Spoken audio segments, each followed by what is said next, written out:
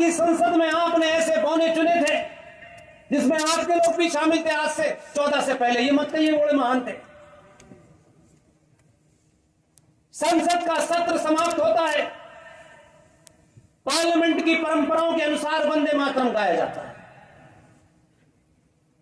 वो तिरछी टोपी लगाने वाला संबल का एमपी मक्कार शफीकुर रहमान बर्क जैसे ही वंदे मातरम शुरू होता है उठ के संसद के बीच में से जाता है, ये दिखाने के लिए कि मैं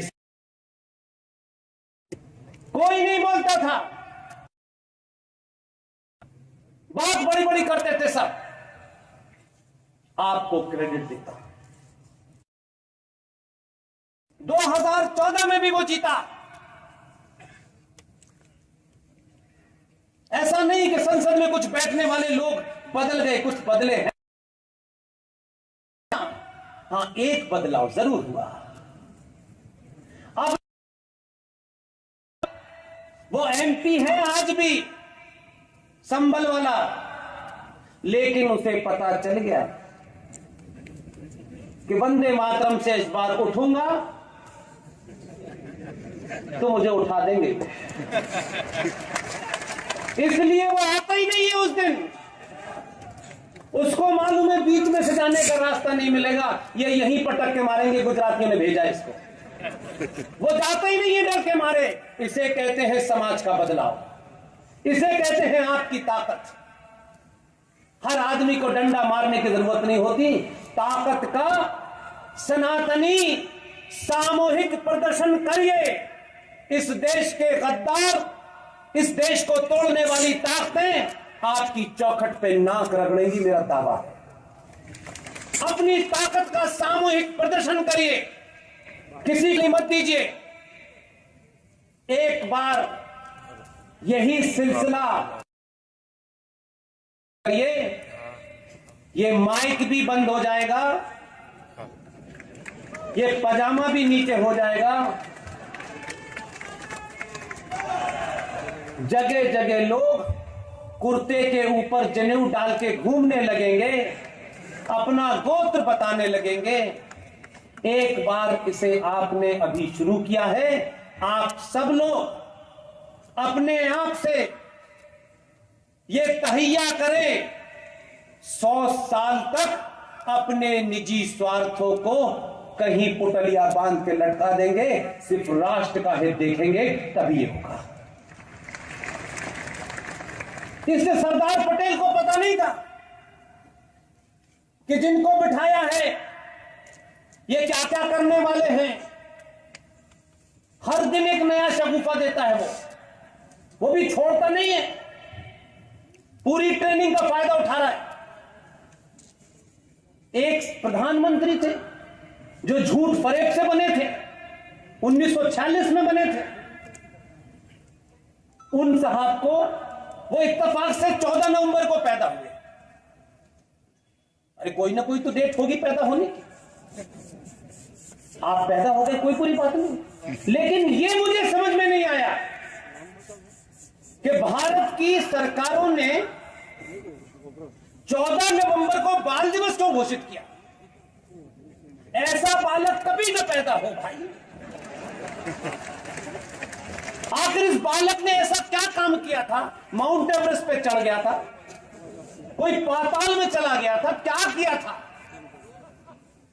उसके नाम से बाल दिवस बना करके भारत के बच्चों के साथ जो अत्याचार किया है उसकी सामूहिक माफी मांगनी चाहिए। और हमसे कहा गया बाल दिवस है आज। अब बच्चा पूछता है कि इस बालक ने क्या किया था ये बता। किसी ने कहा कि ये बच्चों से बड़ा प्यार करते थे। मैंने कहा अब 2022 के भारत में सच बोलो, ये बच्चों से नहीं बच्चों की अम्मी से प्यार किया। इन्हें बच्चों में कोई इंटरेस्ट नहीं, इन्हें अम्मी जान में इंटरेस्ट।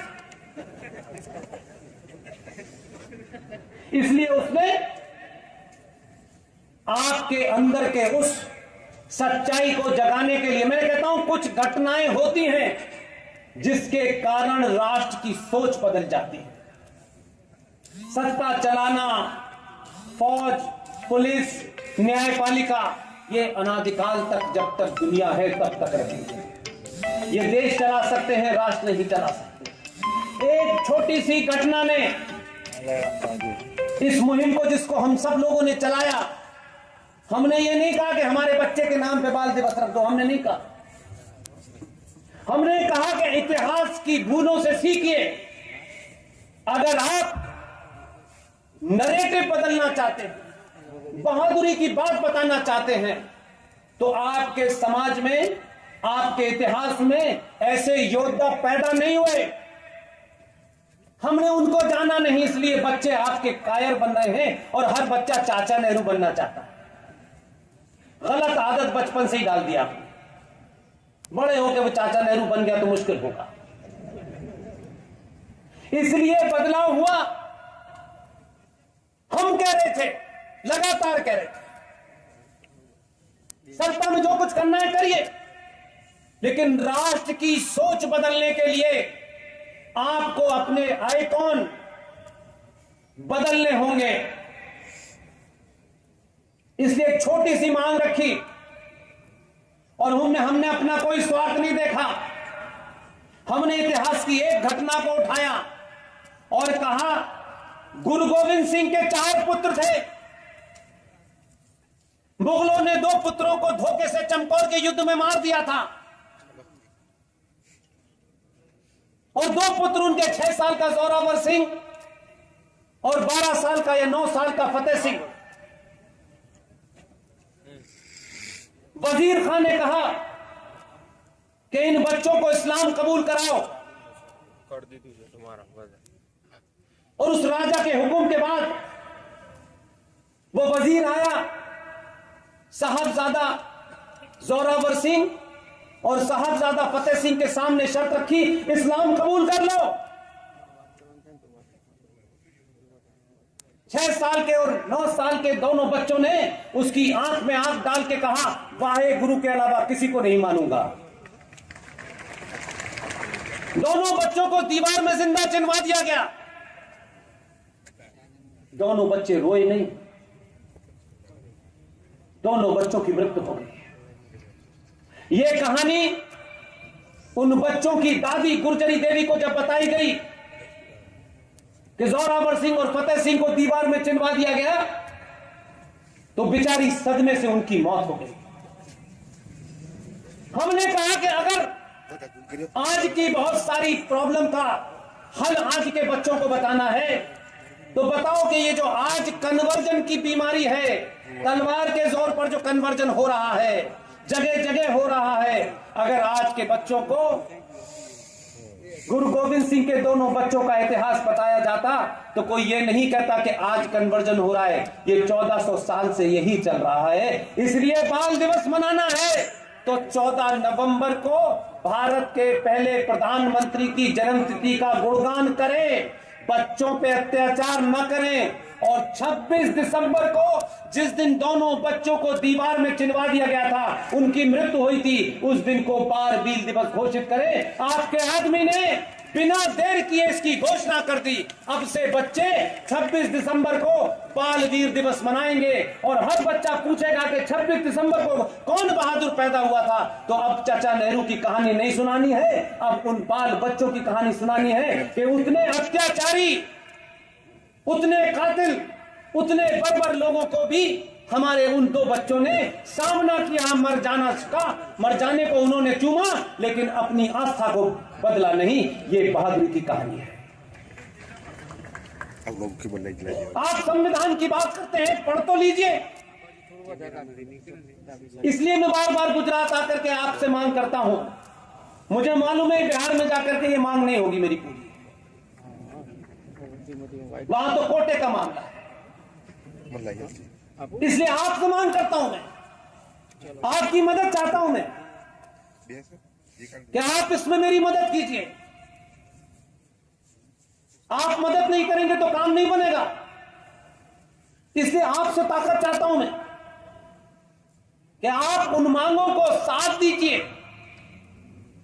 सत्ता पे बैठने वाला आज नहीं, कल नहीं, 10 साल, 20 साल, 15 साल, हम सबको जाना है एक ना एक दिन। आने वाली नस्लें हमें इसी बात के लिए याद रखेंगी कि ये समय पे बोले, ये समय पे चुप नहीं रहे, अपने स्वार्थों के लिए इन्होंने समझौता नहीं किया। इसलिए खूब खूब जोर से बोलिए। आप लोगों को एक छोटी सी मांग है, जिसके लिए कोई कमेटी, जिसके लिए पार्लियामेंट का कोई सेशन नहीं बुलाना है, एक छोटा सा ऑर्डर निकाल देना है, ताकि आज भारत का युवा, भारत के बच्चे जो ये समझते हैं कि भारत का संविधान सेकुलर था, इसे कुछ बीजेपी वाले कम्युनल बना रहे हैं, उनके उस पाखंड को साफ करने के लिए आप अपने राज्य के जो भी ताकतवर नेता हों, जिनकी बात लोक कल्याण विभाग में सुनी जाती हो, उनसे सिर्फ एक मांग रखिए और ये कहिए कि भारत का जो ओरिजिनल संविधान है, जो ओरिजिनल कॉपी है संविधान की, उस संविधान की कॉपी को हजारों लाखों की तादाद में छपवाई जाए और देश का हर गणमान्य आदमी जो उसे लेना चाहता हो वो ले। आप कहेंगे कि मैं आपसे क्यों ये कह रहा हूं? हमारे बीच में उनकी आज औलादें भी नहीं, उनके वारिस भी नहीं है। इन 70 सालों में कायरों ने उनको समाप्त कर दिया, लेकिन कितना बड़ा काम उन्होंने किया। हम सब लोगों ने नई नई मांगे, बेमतलब की मांगे, असल मांग को करते और घर में रख देते। ये है ओरिजिनल संविधान की कॉपी। इसे आरएसएस ने नहीं बनाया, इसे बीजेपी विश्व हिंदू परिषद ने नहीं बनाया, उस कमेटी में ये बेचारे थे भी नहीं। अगर सच रख देते तो आज भारत को पता चलता कि आपकी जो संविधान की कॉपी है, जो ओरिजिनल है, जिन दो लोगों ने इसकी मंत्रणा की, डिस्कशन किया और उन्होंने आने वाले भविष्य की संतानों के लिए अपना काम करके चले गए, लोग उसका नाम नहीं जानते, लेकिन आपने एक ऐसे आदमी को भेजा है जो रोज उनका नाम लेता है। आपको गर्व करने की चीज बताता हूं, भारत का जो ओरिजिनल संविधान है, जिसपे सबके सिग्नेचर हैं, आपको इतना ही पता है, उस संविधान का पेज नंबर 1, उसकी पहली लाइन क्या है? उसकी पहली लाइन है इंडिया दैट इज भारत। आपने ये पढ़ी और आगे चले गए। मैं वहीं रुक गया, मैं आगे नहीं बढ़ना चाहता। तब जाकर के मुझे पता चला कि इंडिया दैट इज भारत ये क्यों लिखा गया। शुरूढ़ लोगों ने लिख दिया, समझदार लोगों ने उसी को ऊपर खड़े होकर के झंडा लहराया और कभी अपना नाम नहीं बताया। उस ग्रुप में से एक आदमी जीवित है, 2007 में उनकी मृत्यु हुई है। मध्य प्रदेश के जबलपुर के रहने वाले थे, उनके बेटे जीवित हैं, तमाम उनके पिताजी की रिकॉर्डिंग है। मैं जबलपुर में गया, मुझे ऐसे ही किसी सभा को संबोधित करना था, मुझे जैसे ही किसी ने बताया कि ऐसे ऐसे एक परिवार रहता है, मैं सारे काम छोड़कर उनसे मिलने गया। मैंने कहा मुझे पहले बताइए, तो उन्होंने सारे साक्ष्य मेरे सामने रखे। मैं ये सोचता रहा बहुत दिन तक कि आखिर कैसे लोग थे यार। इसी भारत में 70 साल पहले ऐसे भी लोग थे जिन्हें हमने पहचाना ही नहीं। Doctor B.R. अम्बेडकर और डॉक्टर राजेंद्र प्रसाद ने उस लाइन को पकड़ लिया, संविधान बन चुका, लिखा जा चुका, और आपस में मंत्रणा की कि ये जो लाइन है इंडिया दैट इज भारत, उन्होंने कहा इसमें इंडिया तो है, सारे कानून इंडिया के बनाए जा रहे हैं, कोई कहीं से लिया है, कोई कहीं से लिया है, ये संविधान बन गया, लेकिन इसमें भारत कहां है? हम लोग इतने बौने लोग थे, अपने स्वार्थ के कारण उनका नाम नहीं लिया, और कुछ लोगों ने झूठे लोगों का नाम इतना प्रचारित किया कि कहा यही स्टेटमेंट है, यही विजनरी है।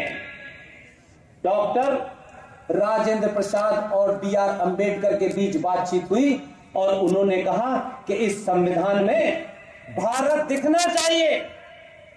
हजारों हजारों साल पुराने भारत की क्या पहचान थी, ये भारत कैसे चलता था, वो दिखना चाहिए।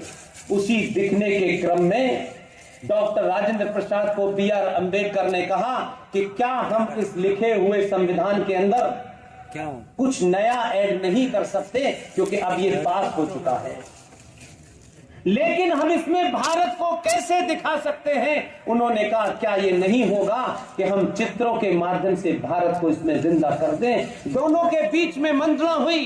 डॉक्टर राजेंद्र प्रसाद को यह काम सौंपा गया। डॉक्टर राजेंद्र प्रसाद ने बंगाल के अंदर कलकत्ता के पास शांति निकेतन के अंदर नंदलाल बोस को बुलाया, जो उस वक्त के सबसे मशहूर आर्टिस्ट थे, और उनसे कहा कि हम ये चाहते हैं कि भारत के संविधान में कहां फंडामेंटल राइट्स हैं, कहां ड्यूटीज हैं। भारत के इतिहास में, सनातनी इतिहास में हजारों साल पहले आप अपनी ड्यूटियों को कैसे दिखाते थे, अपने कर्तव्यों का पालन कैसे करते थे, आप चित्रों के माध्यम से इसको संविधान में दिखाएं।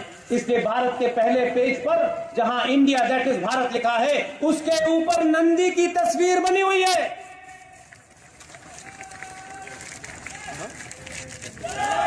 उसी संविधान के पेज नंबर 5 पर गुरुकुल बना हुआ है। उसी संविधान में माता सीता, भगवान राम और लक्ष्मण श्रीलंका से लौट के आ रहे हैं, वो चित्र बना हुआ है। उसी में भगवान कृष्ण है, उसी में सुभाष चंद्र बोस है, उसी में महाराजा छत्रपति शिवाजी है, उसी में हमारा नालंदा है, उसी में विक्रमादित्य है। इन चित्रों के माध्यम से हमारे हजारों साल की संस्कृति का चेहरा है।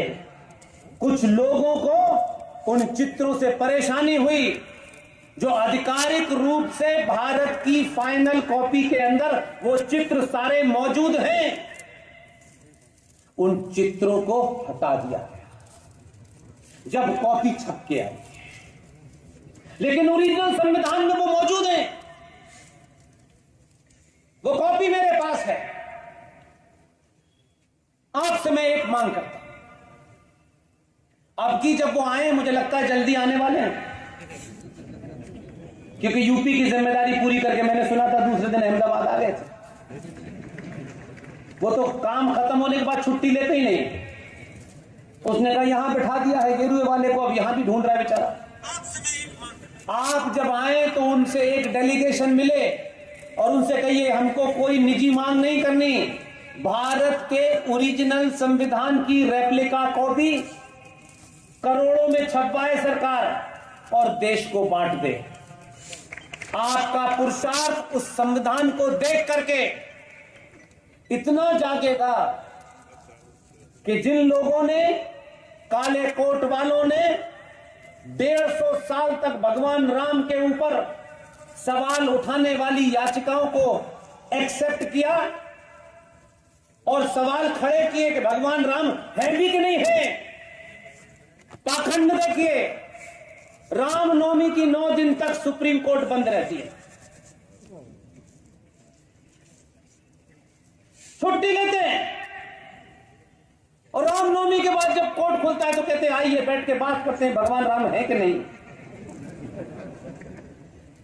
अगर संविधान की वो कॉपी ओरिजिनल होती जिसमें भगवान राम बने थे, तो संविधान की शपथ लेने के साथ साथ भगवान राम की भी शपथ लेनी पड़ती। आप सिर्फ उनसे कहिए कि ये कॉपियां छपवा दें, देश के लोगों के पास ताकत है, वो खरीद लेंगे और वो याद करेंगे कि हमारे पूर्वज क्या काम करके गए। इसलिए आप ऐसे लोग समाज में हैं जो चुपके से अपना काम कर रहे हैं, हम सिर्फ उनकी तारीफ भी कर देंगे ना मंचों से, तो उनमें जोश भर जाएगा। उनको कोई पद्मश्री और पद्म भूषण नहीं चाहिए। लेकिन खुशी है कि जिस आदमी को आपने भेजा है वो ऐसे लोगों को छांट छांट के निकालता है। लोग कहते हैं कहां कहां से लाता है, एक बार लाता है, जैसे ही वो सार्वजनिक करता है आधे लोगों का दम निकल जाता है। 5 वक्त की में से 2 वक्त की पढ़ने लगते, बोले 3 वक्त की तो बेकार हो गई। 2011 में एक शख्स ने, मेरे बड़े हैं, मैं उनको नहीं जानता था, जिस दिन मुझे पता चला मैं टैक्सी करके उनके घर गया। उनका कहा बताइए। मैंने कहा मैं आपके पैर छूने आया हूं, मुझे कुछ नहीं पता, मुझे जो आपके बारे में पता चला है उतना ही मेरे लिए आप सम्मानित हैं। वो बेचारे बड़ी देर तक भौचक्के हो गए, उनको लगता था कि भारत में कोई ऐसे पागल भी लोग होते हैं, नहीं तो लोग काम कराने जाते हैं। 5 मिनट तक उनके पास बैठा और फिर मैंने हर मंच से उनका नाम लिया, इसलिए कि आप जब तारीफ करते हैं तो लोगों में खून बढ़ जाता है, हौसला बढ़ जाता है।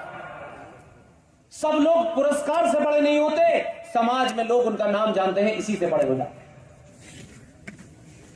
बहुत बारीकी से इस समाज में लोग हैं काम करने वाले। खुशी है कि सत्ता के शीर्ष पर एक आदमी ऐसा बैठा है जो इन बारीकियों को बड़ी बारीकी से देखता है। उत्तर प्रदेश में भगवान कृष्ण के वंशजों की सरकार थी, लेकिन इलाहाबाद हाई कोर्ट के जज जस्टिस शंभुनाथ श्रीवास्तव साहब ने, जिन्हें कोई नहीं जानता, वो भी एक जज थे, अपना काम कितनी बारीकी से किया, कभी शोर नहीं मचाया। भगवान राम कृष्ण के मंदिर के छोटे से झगड़े में एक सुनवाई हुई और सुनवाई करते करते जस्टिस शंभुनाथ श्रीवास्तव का जो एजेंडा था वो यहां था।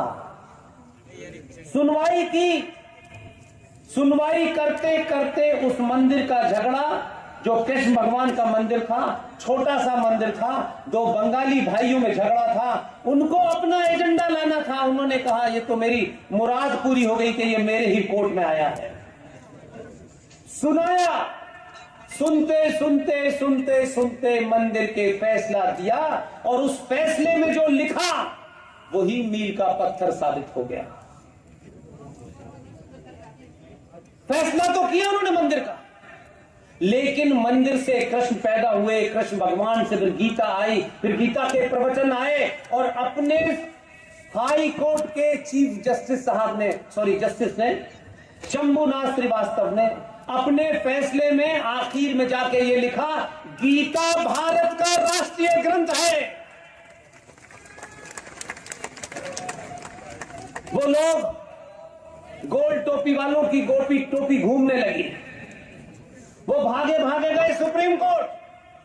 ये बात चर्चा नहीं हुई, इसलिए मैं आपके सामने ये चर्चा इसलिए करना चाहता हूं कि मेरी आवाज ऐसे लोगों तक जाए तो उनको पता हो कि कोई आदमी जिंदा है जो जिंदाओं के बीच में अपनी बात रख रहा है।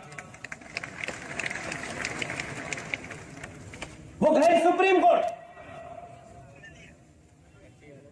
और सुप्रीम कोर्ट में कहा कि साहब हम इसको चैलेंज करने आए हैं। सुप्रीम कोर्ट में एक आदमी बैठा था, उसने कहा कि जितने तथ्य आपने हाई कोर्ट के जज जस्टिस शंभुनाथ श्रीवास्तव के सामने रखे थे, उससे कोई नया तथ्य हो तो हमें बताइए। तो कभी पजामा ऊपर करे, कभी कुर्ता नीचे करे, कभी टोपी घुमाए। उन्होंने कहा हमारे पास कोई तथ्य नहीं, उन्हें चाहिए। लेकिन क्योंकि वहां भगवान कृष्ण के वंशजों की सरकार थी जो गीता के उपदेश की बात करते हैं, उनकी समझ में नहीं आया, उन्होंने वो लागू नहीं किया। लेकिन मध्य प्रदेश की सरकार में, मध्य प्रदेश जबलपुर हाई कोर्ट में जो बेंच है, वहां के हाई कोर्ट की जबलपुर बेंच, वहां पे जस्टिस संजय यादव और जस्टिस अजीत सिंह ने फौरन उस फैसले को अपने यहां लिया और उसकी सुनवाई की। कुछ लोग वहां भी भागे भागे गए और वहां जाने के बाद उन्होंने कहा कि गीता भारत का राष्ट्रीय ग्रंथ है और ये कह के छोड़ा। लेकिन इत्तेफाक से वहां पर भगवान कृष्ण के मानने वाले यदुवंशियों की सरकार नहीं थी। उस चीफ मिनिस्टर ने रातों रात उस फैसले को लिया और कहा कि अब से गीता का सार हाई स्कूल में पढ़ाया जाए। पता नहीं चला हो गया था। उत्तर प्रदेश वालों को पता था इस बार ये होने जा रहा है, क्योंकि वहां यदुवंशियों की सरकार नहीं है कि यदुवंशी अपना धर्म भूल गए हैं, क्योंकि उनकी भैंस आजम खां खोल के ले गया। उनका जो काम था वो बेचारे नहीं कर। भगवान कृष्ण के वंशजों जिन्हें वो गीता के बारे में जानना चाहिए था, लेकिन वो तो इस वक्त छोटे भाई का पजामा बड़े भाई का कुर्ते का वोट लेने में लगे हुए। और आपके आदमी को ये बात पता चली, वो दिल्ली में नहीं था, उसने उन्हें बुलाया गुजरात और कहा कि मुझे समझाइए जरा, फैसला तो आ गया। जस्टिस शंभुनाथ श्रीवास्तव ने देश की सत्ता पे बैठने वाले सबसे बड़े ताकतवर आदमी को, जब वो गुजरात में था, सारे तथ्य उसके सामने रख दिए। वो बोला नहीं। हमें बोलने की बहुत आदत है, सनातनी हिंदू कम बोले तो अच्छा है, जो नहीं बोलना होता वो भी हम बोलते हैं, समय पे चुप रहते हैं। 11 से 14 तक चुप रहा, शपथ ली। शपथ लेने के बाद जो संसद के मान्य मापदंड हैं, राष्ट्रपति भवन गया, वहां कांग्रेस का एक खांटी आदमी देश का राष्ट्रपति बैठा हुआ था। पहली बार उनका किसी ऐसे प्रधानमंत्री से एनकाउंटर हो रहा था। उसने पहले नमस्ते की, झुक के उनके पैर छुए और उसके बाद में ज्यादा लंबी बात नहीं थी। 2011 में जो उसका होमवर्क था वो इतना ताकतवर था कि कोई उसमें कोमा फुल स्टॉप नहीं छोड़ा। और पहला ही सवाल उनसे किया, माननीय राष्ट्रपति जी, भारत की पहचान के रूप में ये जो विदेशी मेहमान आते हैं उन्हें क्या कहते हैं? वो बेचारे कांग्रेस की संस्कृति के थे, उन्हें नहीं पता था कि भाई साहब ये धोबी पाट वाला आदमी। उन्होंने कहा हम ताजमहल देते हैं। वहीं पे बोला कि ताजमहल भारत की पहचान कब से हो गई? बोले ये परंपरा है। बोला आज से ये परंपरा बंद कर दो। दुनिया के जितने देशों में जो जो भाषा बोली जाती है, उन भाषाओं में गीता का ट्रांसलेशन करा करके ट्रक भर के कॉपियां राष्ट्रपति भवन के बाहर खड़ी थी और कहा कि आज से विदेशी मेहमान जो भी आएगा उसको उसकी बोली में गीता दी जाएगी। दुनिया को समझ नहीं आया ये हुआ क्या है। हमारे यहां पैसे वालों के घरों में मैं अक्सर जाता हूं, जो मुझे बुला लेते हैं कभी कभी अपने साथ चाय पिलाने के लिए। उनके ड्राइंग रूम के अंदर इतनी किताबें होती हैं कि लगता है सब पढ़ ली होगी। किताब लेकर के उसे ड्राइंग रूम में लोगों को डराने के लिए लगाते हैं कि देखो हम इतने पढ़े लिखे हैं, कभी नहीं पढ़ते। ये हमारे यहां की प्रॉब्लम है कि घर में हम हिंदी का इंडिया टुडे पढ़ते हैं, लेकिन जब बाहर निकलेंगे तो इंग्लिश का लेके चलेंगे। हम इस कॉम्प्लेक्स से ग्रस्त। लेकिन विदेशी लोग ऐसा नहीं कर सकते। विदेशी लोग हर चीज को पढ़ते हैं। उतनी गीता उसने बांटी है कि पुतिन के पास भी है, बिडेन के पास भी है, सबके पास है। और सब गीता पढ़ चुके हैं अपनी भाषा में, इसलिए वो जानते हैं ये कौन है। ये गीता बांट नहीं रहा है, ये गीता जैसा आचरण भी करता है। इसीलिए आपको किस्सा जिंदा इसलिए सुनाना चाहता हूं कि कहीं आपके मन के अंदर कोई संकोच हो, कोई कायरता हो, कोई डर हो, तो कम से कम 5 करोड़ गुजरातियों को तो कम से कम नहीं होना चाहिए। आज तो पूरा भारत और पूरा विश्व ये मान रहा है कि हम डरपोकों की औलाद नहीं है, हम परशुराम की औलाद है। इसलिए आपको डरना नहीं चाहिए। आपके आदमी ने ऐसी गीता बांटी है, एक का पास से पड़ोसी ने कोई गलती कर दी थी, हमारा एक आदमी उस जहाज का पीछा करते हुए पाकिस्तान में गिर गया, उसे पकड़ लिया। पकड़ने के बाद वहां के मूर्ख इंटेलेक्चुअल 10-12 साल नौकरी करने से पता चला है कि अकल उनकी यहां नहीं टखनों में है।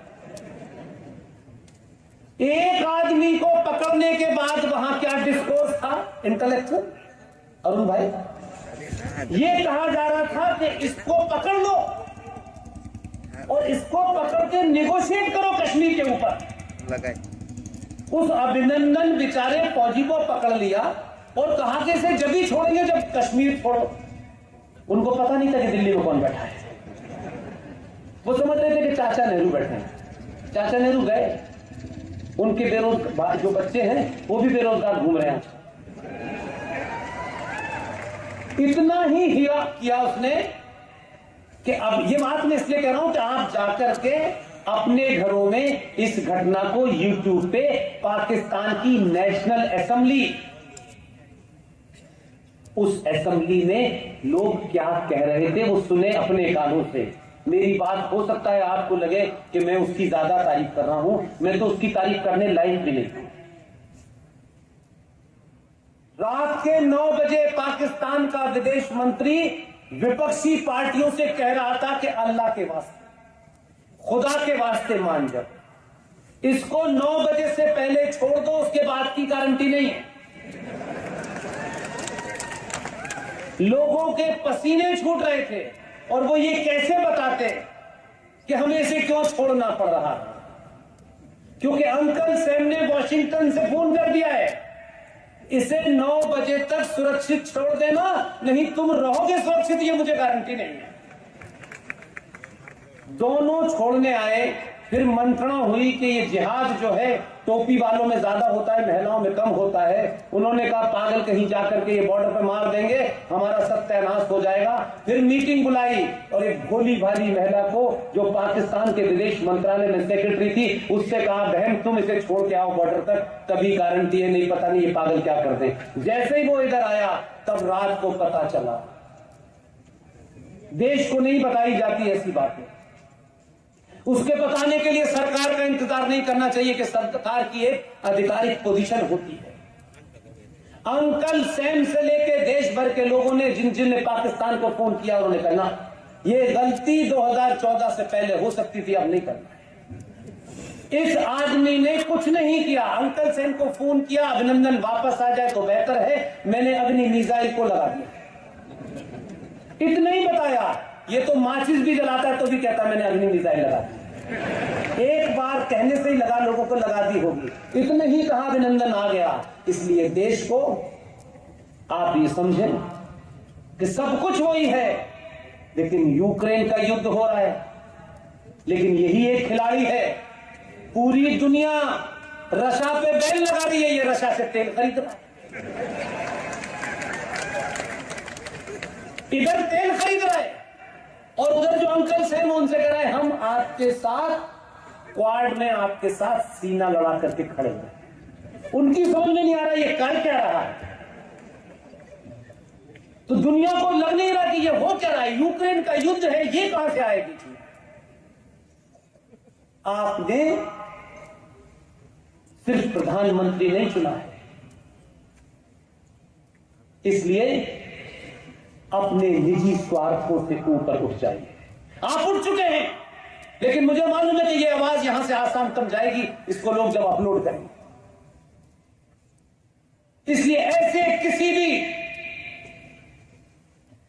रिटॉरिक्स में, भावनात्मक भाषणों में तत्कालिक स्वार्थ के लिए गुजरात की सत्ता पर उन्हें मत बिठा दीजिएगा। जो आए थे देश बदलने और अपनी पैंट और कमीज बदल ली उन्होंने, ध्यान रखिएगा, ये क्षणिक गलती आने वाली सदियां आपको माफ नहीं करेंगी। लोग कहेंगे इतने अमीर थे गुजरात के लोग, फिर इस फकीर को क्यों चुनाएंगे, ये कहां से आया है कबाड़ी, ये किन ताकतों के हाथ में खेल रहा है, कौन लोग हैं ये कि ये बॉर्डर स्टेट के अंदर ही जाके चुनाव लड़ता है, किन लोगों से इसके तार मिले हुए हैं। इसलिए कोई भावेश में आकर के, किसी गुस्से में आकर के, अपने आदमी की किसी बात से नाराजगी हो, उनके द्वारा बैठाए गए यहां बहुत सारे लोगों से नाराजगी हो सकती है, उनके खिलाफ गुस्सा होना चाहिए, बड़े लक्ष्य के खिलाफ गुस्सा नहीं होना चाहिए। मैंने पहले ही कहा 300 से ज्यादा सभाओं में मैं किसी पार्टी का समर्थन नहीं करता, मैं किसी संगठन का समर्थन नहीं करता हूं।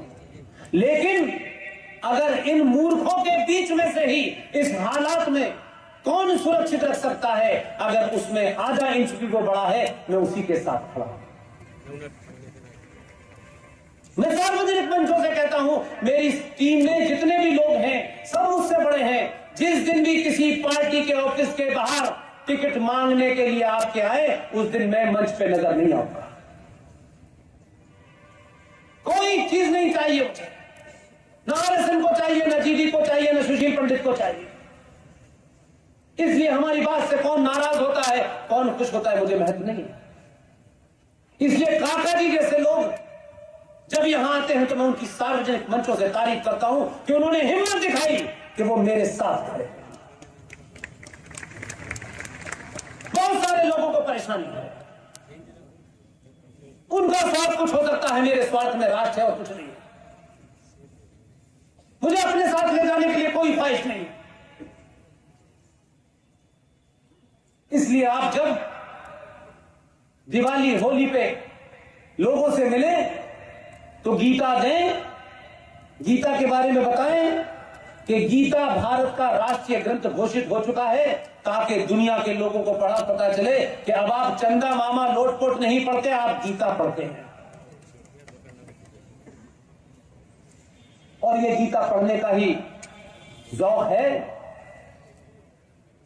कि बाबा विश्वनाथ के मंदिर में आपके आदमी ने कुछ नहीं किया, कोई आंदोलन नहीं किया, कहा कि मैं इसका जो असली रूप था वही रखूंगा। उस कचरे को वहां ऐसा कर दिया है कि कचरे के चाहने वाले भी वहां नहीं पहुंच सकते, और वो भव्य रूप दिया है। उसमें कुछ कमियां हो सकती है,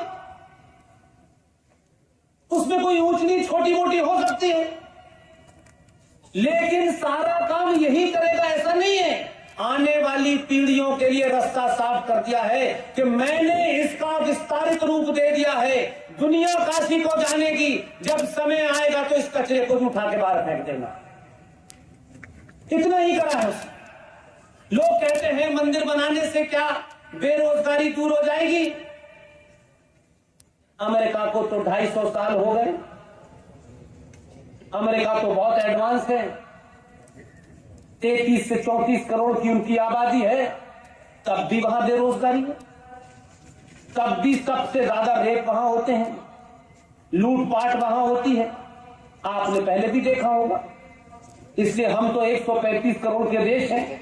दुर्भाग्य है हमारा कि हम सब लोग अपने स्वार्थों में अपना मकान, अपनी बेटी, अपना घर, मैं करने से यह हाल हो गया कि भारत की सुप्रीम कोर्ट का यह कहना है, ये मेरा कहना नहीं है, ये किसी पार्टी का कहना नहीं है, कि भारत में 5.5 करोड़ बांग्लादेशी मुसलमान और म्यांमार के मुसलमान, कुल मिलाकर के दोनों की गिनती 5.5 करोड़ है। जिस देश के अंदर 5.5 करोड़ लोग इलीगल रहते हों, उस देश की क्या दशा होगी। उसके बावजूद भी कौन ज्ञान दे रहा है? Great Britain. ग्रेट ब्रिटेन की टोटल पॉपुलेशन 6 करोड़ 25 लाख है। देश नहीं समझ रहा है। हमारे यहां इतने तो घुसपैठिए हैं यार, हम उनको भी पाल रहे हैं। हमारे यहां नस्ल हिंसा नहीं हुई, हम तब भी जिंदा हैं। तुमने तो 235 साल में एक काला ब्लैक को राष्ट्रपति बनाया, हमने 70 सालों में के.आर. नारायण जैसे दलित को राष्ट्रपति बनाया, और वर्तमान प्रधानमंत्री ने इस वक्त भी देश की सबसे सर्वोच्च कुर्सी के ऊपर एक दलित राष्ट्रपति बैठा है। हमसे मुकाबला मत करो। हमें 70 साल हुए हैं, तुम्हें 250 साल हो गए हैं। हम ही वो लोग हैं, हम उस संस्कृति के लोग हैं कि भारत के सबसे बड़े राज्य की पहला दलित मुख्यमंत्री को आप ही की पार्टी के लोगों के समर्थन से बनाया गया, और आप ही पे आरोप लगता है कि आप दलित विरोधी हैं। आप अपनी चाटुकारिता के चक्कर में, पार्टी की टिकट लेने के चक्कर में आप सच नहीं बोलते। अगर आप पार्टी के कार्यकर्ता भी हैं तो पार्टी के महान लोगों ने जो काम किए हैं उसको बोलिए, लेकिन आपकी जबान अपने नफे नुकसान और टिकट के ध्यान से बोलती है। ये सबसे बड़ी बीमारी है। आप अपनी बात को शान से रखिए, सबके सामने रखिए, लेकिन आप रखना नहीं चाहते क्योंकि उससे आपको टिकट नहीं मिलता है। सब कुछ आपके जीवन में टिकट और एमपी एमएलए बनना है। एमपी एमएलए ने कभी देश राष्ट्र नहीं बचाया, कभी नहीं बचाया। जो इसकी चिंता नहीं करते हैं वही बचाते हैं। इसलिए भारत में एक पुनर्जागरण चल रहा है। अलग अलग जगह से लोग अपने आप आ गए। कश्मीर में 1990 में क्या हुआ सबको पता है। मेरा तो जीवन उसी दौर का है। एक आदमी, कोई बड़ा डायरेक्टर नहीं था, कोई नामी ग्रामी आदमी नहीं था, कोई बहुत फिल्में उसने नहीं बनाई थी, लेकिन ये आपका दबाव है। ये 95 करोड़ सनातनियों के अंदर से उठने वाली आवाज है जो जाने अनजाने उन लोगों के कानों में पहुंच रही है जो अपना रोल प्ले कर रहे हैं। और उस आदमी ने बहुत कम पैसों में, मैं जानता हूं कि इन संकटों में विवेक अग्निहोत्री ने ये फिल्म बनाई तो बड़े बड़े लोग उनके पास नहीं आए कि हम फ्री में काम कर देंगे, लेकिन कुछ लोग पैदा हो गए और उन्होंने कहा विवेक अग्निहोत्री तुम जो फिल्म बना रहे हो हम एक पैसा नहीं लेंगे तुमसे, क्योंकि तुम्हारे पास देने के लिए नहीं है, लेकिन तुम्हारा एजेंडा पड़ा है इन सनातनियों के साथ। भगवान आचार्य ऋषि कश्यप के वंशजों, भगवान हिंदू सनातनी संस्कृति का जो सबसे बड़ा केंद्र था, जहां पंचतंत्र लिखा गया, वहां की धरती के ऊपर इस्लामिक जिहादियों ने उस सभ्यता को नष्ट करने के लिए मारतंड के मंदिर को तोड़ दिया गया। आपकी फिल्मों में मारतंड के मंदिर के सामने एक आंधी फिल्म का गीत गाया जाता है। आप जिंदा नहीं थे इसलिए आपने उस गीत की लाइनें नहीं सुनी, इसलिए आपको अंदर वो बोध नहीं हुआ कि इस मारतंड के मंदिर जो सूर्य का मंदिर है, जो मेरी आस्थाओं का केंद्र है, उस मंदिर के सामने एक फिल्म आंधी की शूटिंग हुई और उसमें एक हीरो अपनी हीरोइन के साथ में गाना गाता है और गाना गाते गाते कहता है, वो इंदिरा गांधी के ऊपर फिल्म बनी थी, फिल्म का नाम आंधी है। उस फिल्म में कहता है कि ये जो इस जगह आयतें लिखी हुई हैं, ये अरबी में आयतें लिखी हैं। नरेटिव ऐसे बनता है, आने वाली जनरेशन को नहीं पता मारतंड का मंदिर हमारी पहचान था, कैसे उसके अंदर गानों में ये बताया गया, इस पे आयतें लिखी हुई हैं। उस मारतंड के मंदिर को आज बहुत सारे लोग शैतान की गुफा कहते हैं। एक हैदर नाम की फिल्म बनी, उस मंदिर के सामने शूटिंग हुई। ये शूटिंग इसलिए की गई कि आपकी भावनाओं में अगर थोड़ा भी पुरुषार्थ है तो उसे कुचल दिया जाए। इस तरह सभ्यताएं नष्ट होती है। इसलिए विवेक अग्निहोत्री ने एक बड़ा काम किया। मुझे खुशी है कि आप सबने पहली बार, इसके गाने अच्छे हैं कि नहीं, इसमें हीरोइन ने कौन सा सलवार पहनी है ये नहीं देखा, आप अपनी उस खोई हुई सभ्यता को ढूंढने गए। आपने इतनी फिल्म देखी है कि पजाने वालों का डर लग रहा है कि कहीं ऐसा ना हो कि आप गोदरा फाइल बन जाए। चौराहे चौराहे नंगा और एक्सपोज करना है उन लोगों को जिन्होंने भारत भूमि पे सनातन को नष्ट करने की कसम खाई हुई थी। आपको सिर्फ ऐसे लोगों का हौसला बढ़ाना है, उनकी तारीफ करनी है, और आपने एक नया नैरेटिव सेट कर दिया है कि अब आप हकले और लंगड़े और लूले की फिल्म देखने मत जाइए।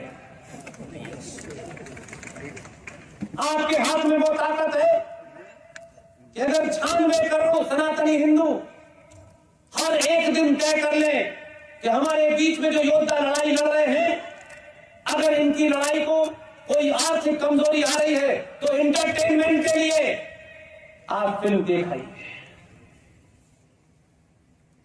इतना करोड़ों का मुनाफा करिए कि इस बॉलीवुड के अंदर जो जिहादी मानसिकता के लोग बैठे हैं उन्हें लगे कि अगर हमने 96 करोड़ लोगों की आस्थाओं को कुचल के फिल्म बनाई तो फिल्म भी पिट जाएगी और हम दिवालिया हो जाएंगे।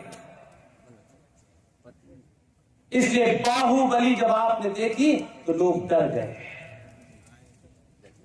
बाहुबली आपकी पहचान है। आपको किसी को गाली नहीं देनी है, सिर्फ फिल्मी तो देखनी थी एक बार आपको।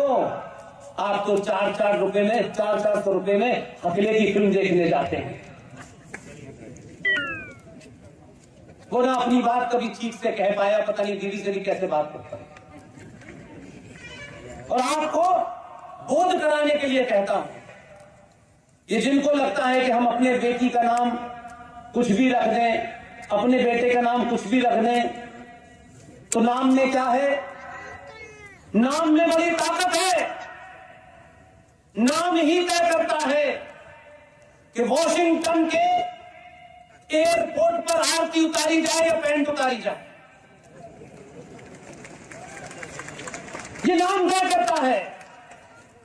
ये ध्यान रखिएगा। इसलिए अपने आप पे गर्व कीजिए। बहुत सब बातें किस कह सकता हूं। मुझे कल उदयपुर से आपके बीच के कुछ युवा साथी वहां से लेके आए और उन्होंने ये इंश्योर कर लिया कि पुष्पेंद्र जी कहीं उदयपुर से वापस न चले जाए। वो यहां लेके आए, उनको मैं बड़ी मुबारकबाद देता हूं। मुझे बड़े आराम के साथ आपने यहां रखा, मुझे कोई कष्ट नहीं हुआ। मैं कल यहां से वापस अहमदाबाद जाऊंगा, फिर मुझे मुंबई जाना है, मुंबई से थाने जाना है, फिर पूना जाना है। ऐसा लगता है कि मैं किसी पार्टी का कोई चुनाव जिताने की मशीन बन गया हूं, दिन रात भाषण देता रहता। लेकिन ऐसा नहीं है।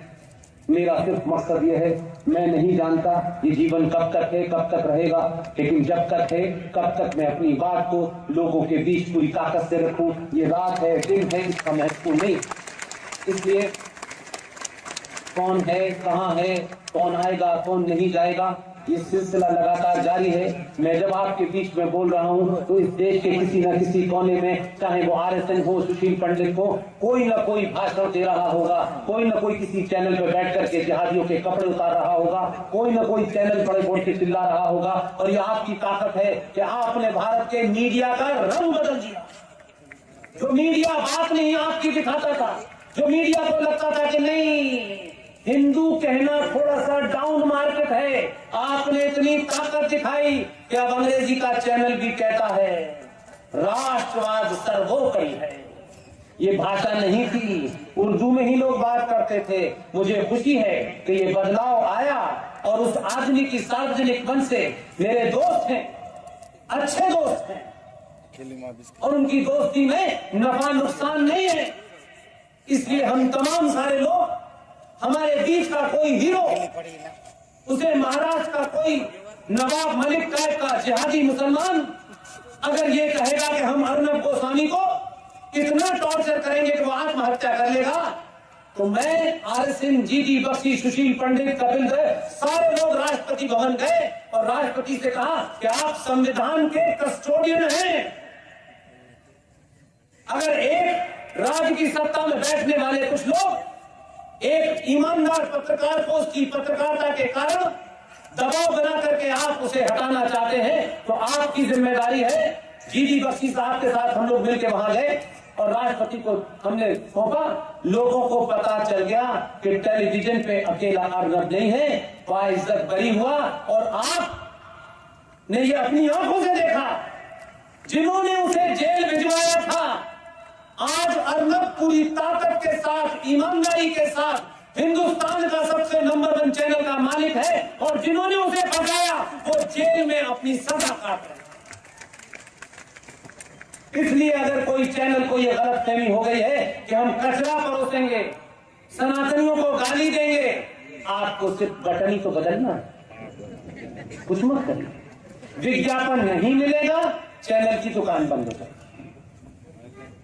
आपके हाथ में इतना आसान तरीका है, कहीं जाना भी नहीं है, बिस्तर पर लेटे लेटे 1 महीने के लिए तय कर लीजिए कि जो सनातनियों को गाली दे रहे हैं, जो हमारे गलत नैरेटिव हमारे बारे में बता रहे हैं, जो हमारी खबरों को गलत तरीके से दिखा रहे हैं, जो जिहाद को आगे बढ़ा रहे हैं, उनके उनका चैनल नहीं देखना है तो वो चैनल देखिए जिसने पहली बार भारत राष्ट्र की बात कही। उस चैनल का नाम है रिपब्लिक टीवी, उसे देखिए।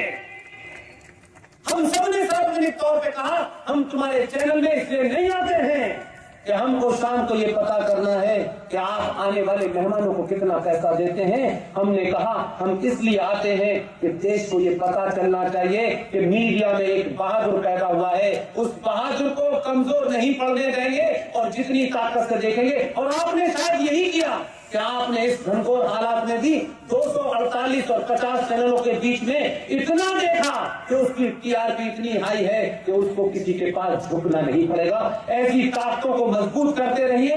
देश में जो राष्ट्र की बात करे उसके पीछे खड़े हो जाइए।